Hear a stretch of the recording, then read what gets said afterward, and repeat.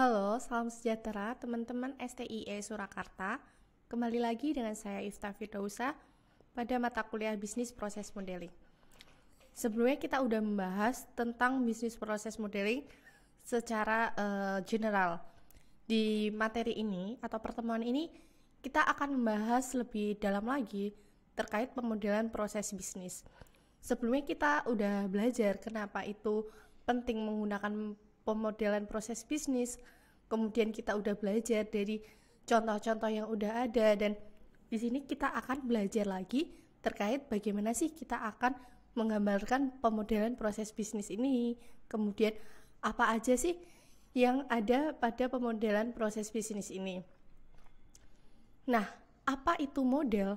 Jadi model pada yang kita maksud pada pelajaran yang kita bahas itu bukan seperti yang ada di gambar sebelah kiri.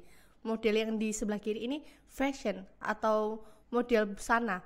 Tapi model yang ada pada kita bahas nantinya pada bisnis itu bagaimana itu akan berproses. Dari misal kita ambil contoh dari perdagangan, gimana kita pemodelan dari pemasok, kemudian sampai ke dealernya. Mungkin seperti itu contoh dari perdagangan pemodelan pada dealer kendaraan. Nah, di sini juga ada pada model proses bisnis ada beberapa notasi-notasi, kemudian ada bentuk ini tuh akan apa sih maksudnya, kenapa bisa seperti ini, kemudian ada beberapa notasi atau bentuk-bentuk lainnya, apa sih maksudnya. Nah, pada pertemuan mendatang ini kita akan mengupas semua tentang bentuk maupun bagaimana menggambarkan model proses bisnis ini. Jadi pemodelan proses bisnis seperti kita bahas sebelumnya yaitu diagram umum dalam mewakili urutan kegiatan, implisit berfokus pada sebuah proses. Jadi kita akan menggambarkan mulai dari kita akan melaksanakan sampai selesainya itu akan seperti apa, kita akan gambarkan melalui pemodelan ini. Nah, pemodelan proses bisnis ini adalah sarana untuk mempresentasikan aktivitas bisnis. Kemudian dengan kekuatan visualisasi atau gambarannya itu tuh bisa digunakan untuk mengomunikasikan informasi mengenai suatu proses.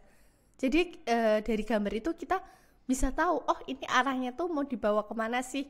Jadi kita bisa lebih merepresentasikan apa sih kegiatan yang kita akan lakukan atau bagaimana sih kegiatan yang akan dilakukan mendatangnya itu.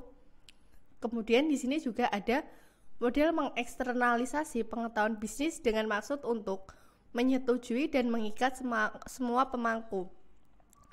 Jadi pada pemodelan nanti kita juga akan melibatkan siapa sih aktor yang akan terlibat pada pemodelan tersebut, sehingga pada model tersebut kita juga akan mengikat atau semua pemangku kepentingannya itu siapa sih yang akan melaksanakan dari kegiatan-kegiatan yang telah kita gambarkan nantinya.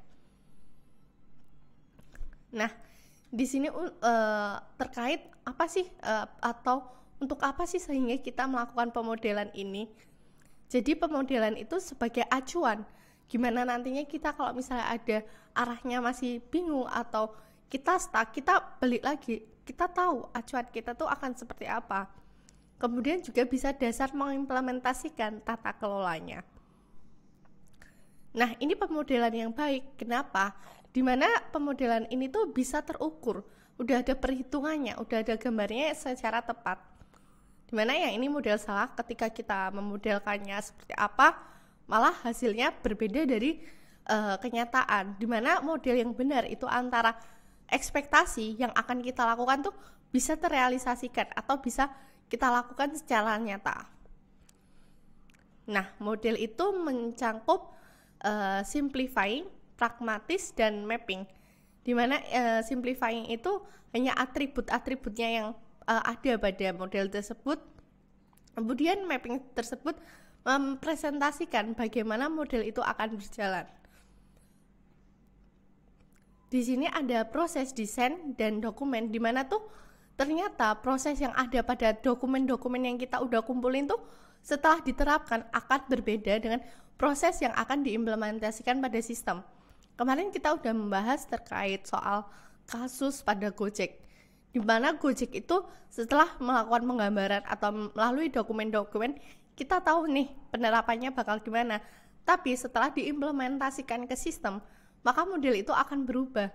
Sehingga di sini antara proses desain dan dokumen, antara dokumen-dokumen tersebut akan tidak sama dengan proses implementasi pada sistem.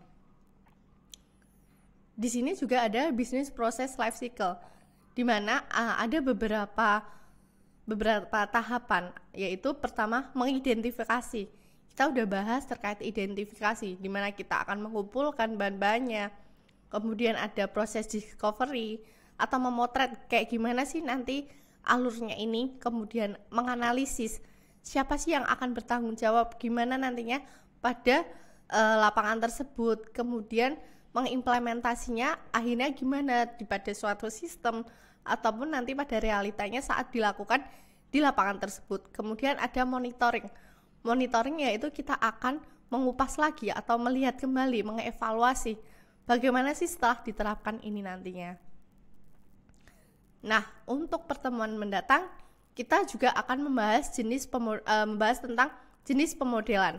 Di mana jenis pemodelan dari proses bisnis ini ada yang kita bahas yaitu tentang Business Process Modeling and Nation, yaitu BPMN, dan ada Activity Diagram Unified Model Language atau OML. Di sini nanti kita akan membahas atau belajar terkait pemodelan proses bisnis yang mengacunya pada dua jenis tersebut. Kemudian di mana sebenarnya banyak jenis pemodelan yang bisa digunakan pada perusahaan. Namun apapun jenisnya, yang terpenting adalah model yang digunakan dalam menjelaskan tuh bisa rinci atau terstruktur. Di mana kayak gambar yang sebelumnya, yaitu model yang bagus apabila dia terperinci, terstruktur, sehingga tuh antara gambaran atau apa ekspektasi yang kita lakukan atau yang telah kita susun itu akan sama dengan realita, bukan apa yang kita bayangkan aja. Sehingga kalau kita bayangin aja gak akan sesuai dengan realita. Mungkin pertemuan terkait pengantar dari jenis ataupun proses model ini sampai di sini. Semoga kita bisa bertemu lagi dan sehat selalu untuk teman-teman sehingga bisa mengikuti pertemuan yang akan mendatang. Salam sejahtera teman-teman STIE Surakarta.